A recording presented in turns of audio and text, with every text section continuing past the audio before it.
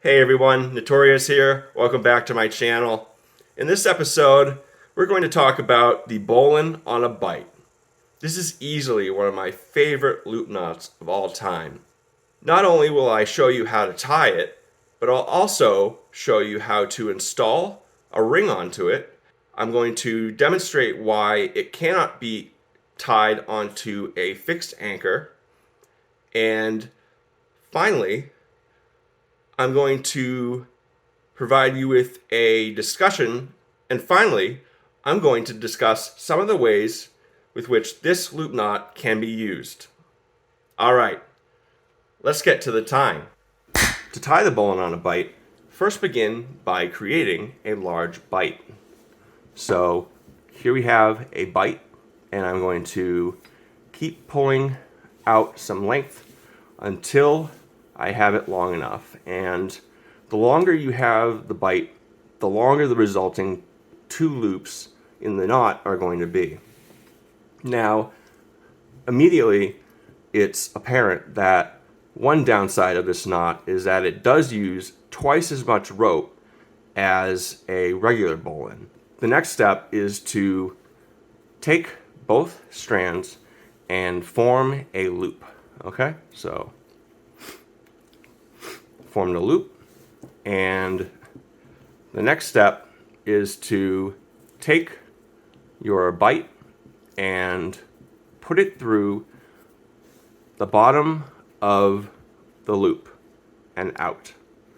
All right, take this bight and put it through the bottom of the loop. The final step is to take this bight and pull it over these two strands here, which are going to be your two loops. And so I'm going to pull it over, pull these two strands through it, and then fold it all the way to the back. All right, so it's going to look like that. And then finally, take these two strands here and pull. All right, then let's dress and set. So I like to hold on to here firmly and then pull the two standing parts. And you can see that setting itself and cinching down around the two strands. Now you're done. What if you want to put a ring on your double bowline? This is how you would do that. First, begin the same way by forming a long, large bight. All right? And next, create that loop again. And then we're going to take the bight and place the ring over it, like this. Alrighty. Next, it's exactly the same as the previous demonstration. Take the bight, place it up through the loop, and then wrap it around these two strands and pull it to the back so that it touches both standing parts. Finally, grab both standing parts and grab the side of the loops and pull that down like this. Perfect. Now we have a bowline on a bight with a ring on it. Pretty easy, right? Next, I'm going to quickly demonstrate why the double bowline cannot be tied around fixed closed anchors. Let's pretend that this is a bolt on a rock wall that has a ring at the end of it. So let's try and tie our bowline through it and see what the problem is. So I've got my large bight. Now I'm going to create the loop, take my bight, and pass it through the ring on the bolt. Oops, I should have done it in the other direction. Like this. And then take the bight, pass it through the bottom of the loops, and now wrap it over the loops. Oh wait, we can't do that. So you can immediately see what the problem is. When trying to do the final maneuver in the tying process, it's just simply impossible to cross this through a bolt. So that's why the bowline on a bight cannot be used on fixed anchor points. Quite interesting and worth knowing is that the bowline on a bight can be tied using the rethreaded bowline tying method. To tie a rethreaded bowline, you begin with a loop, and then you take the end of your rope. So unlike the bowline on a bight, this is not something that you can tie in the middle of a line. You need access to the end of the rope. But the resulting knot is exactly the same as the bowline on the bight. And you take the end and you go through the loop and set the size of the loop that you want. Then go behind the standing end and back down through the loop. All right, you've just tied a run-of-the-mill bowline. To tie a rethreaded bowline, you retrace the steps by going in through behind the collar, then create another loop, and then bring it back up parallel with the standing end. All right, so you take your end of your rope, bring it behind the collar, and then now you want to match the size of your loop that you already made, and then go up through the collar parallel with the standing end. Oops, I hit something. So now, dress and set, and there you have it.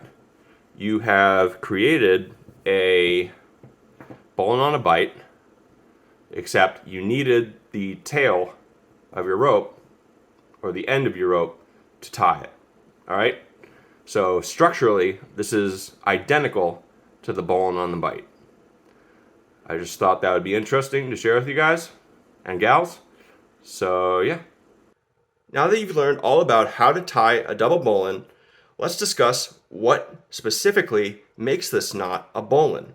And then I'll briefly discuss a few of the ways that this knot is used.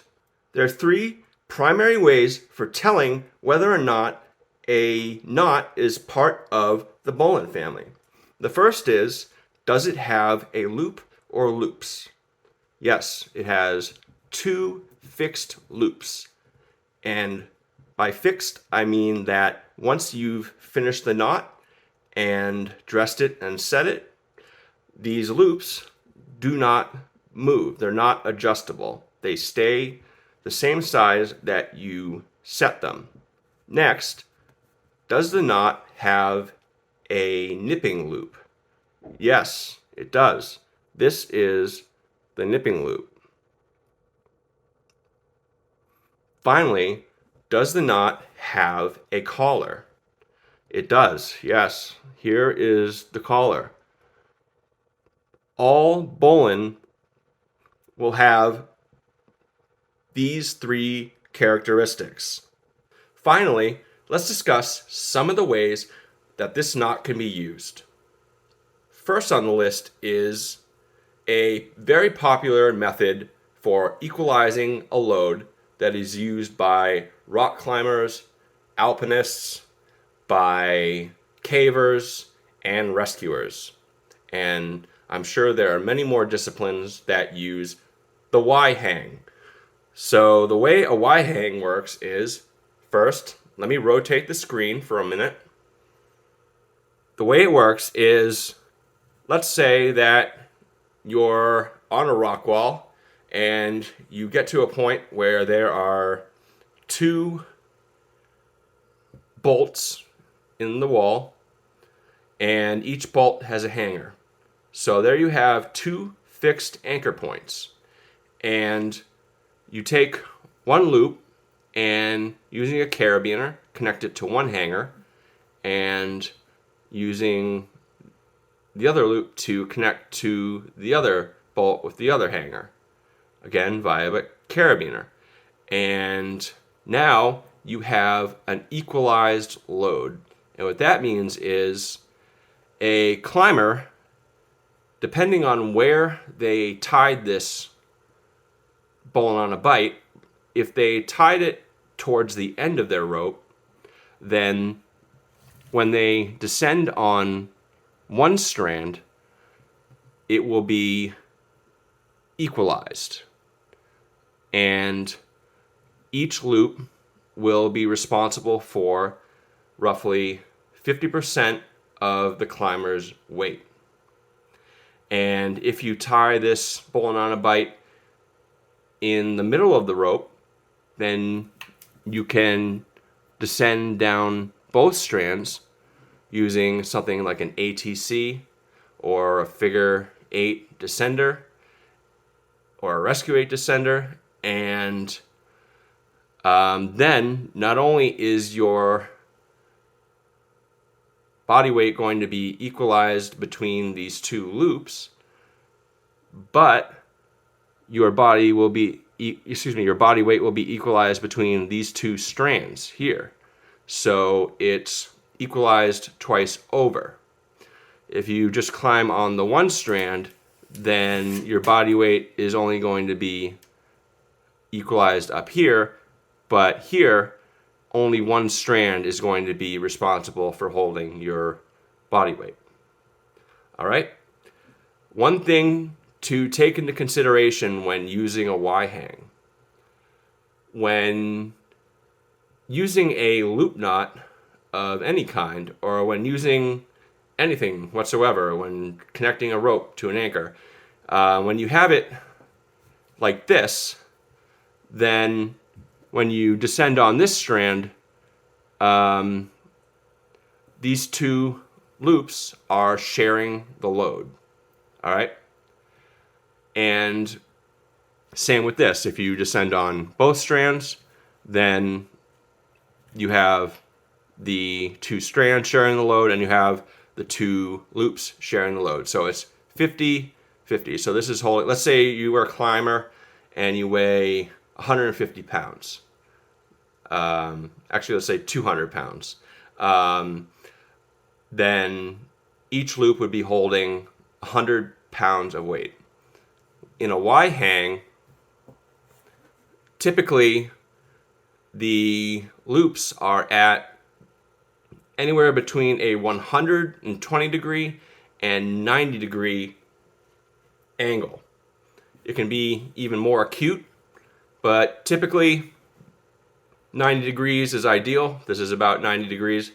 And what happens when you flay or spread those loops out is force multiplication.